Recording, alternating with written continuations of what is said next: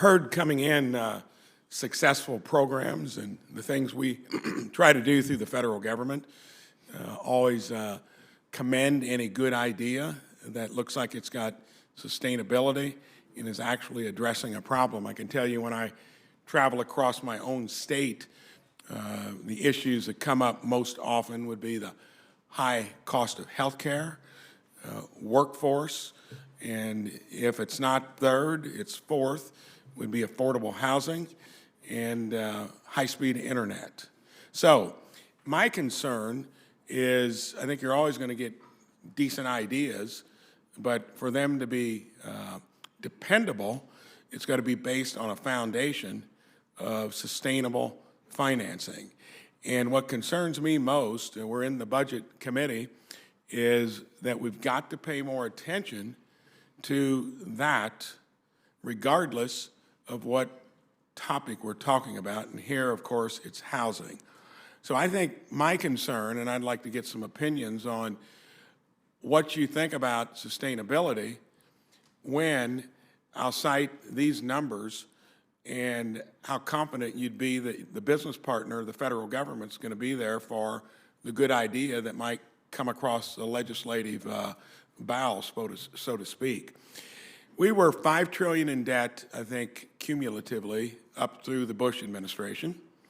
Added another $5 trillion from 2000 to 2008. Keep score, that's $10 trillion.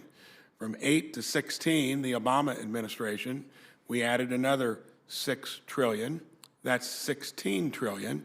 Structuralized annual deficits, meaning cumulative debt with it, at $1 trillion a year, 17 and 18. I arrive in 18 and have been the loudest voice on for whatever you like through the federal government.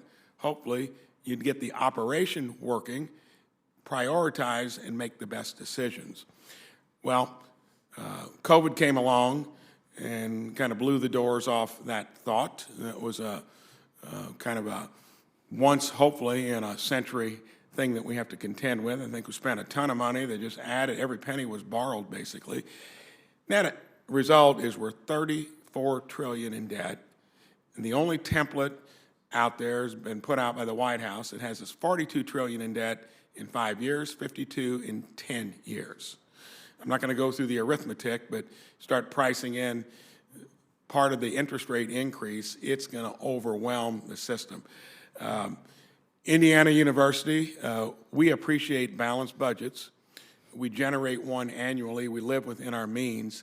And I want to ask a few others the same question. Does it make sense to be talking about more when we're burdening future generations at the tune of $1 trillion every 6 months currently that we borrow? Mr. Walker.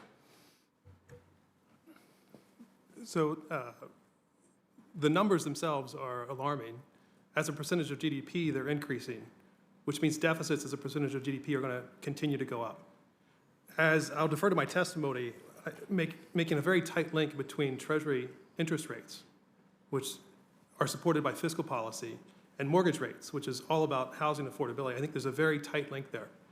So what concerns me is we do have an amazing economic recovery, and yet we continue to spend higher and higher fractions of GDP, which means debt-GDP ratios are going to increase. And as I said in my testimony, I think this is going to put upward pressure on 10-year U.S. Treasuries, which is going to put upward pressure on mortgage rates. Which ironically, housing is the most sensitive part of our economy to that very phenomenon. Absolutely, and that's going to make housing much less affordable.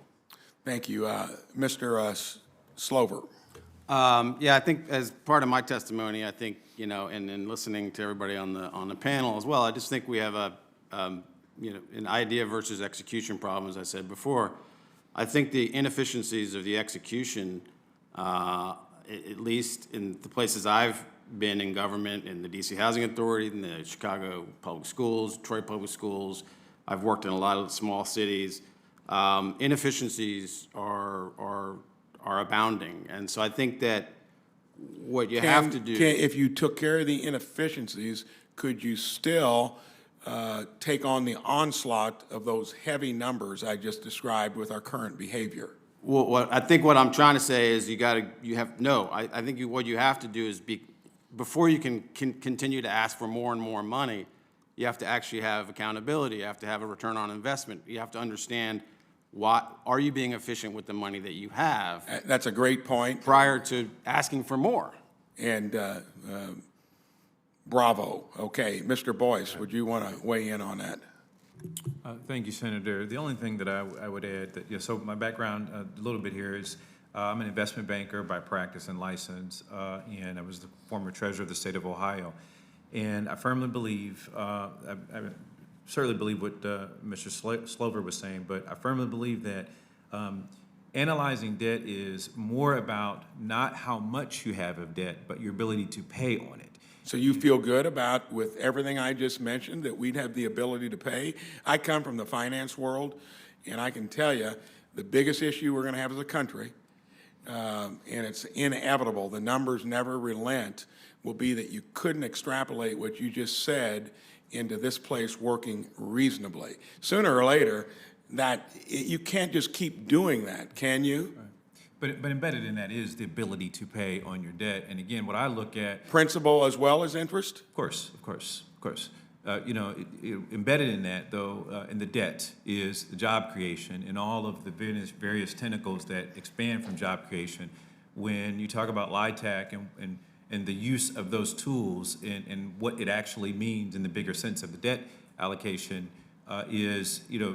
there you're talking about creating stable housing opportunities so that families can become self-sustaining, so that they don't have to rely upon the system. And so somewhere in this conversation is balance. Somewhere in this conversation is reasonable analysis of both your ability to manage your debt and your ability to pay on your debt. Thank you. Senator Braun, thank you very much. And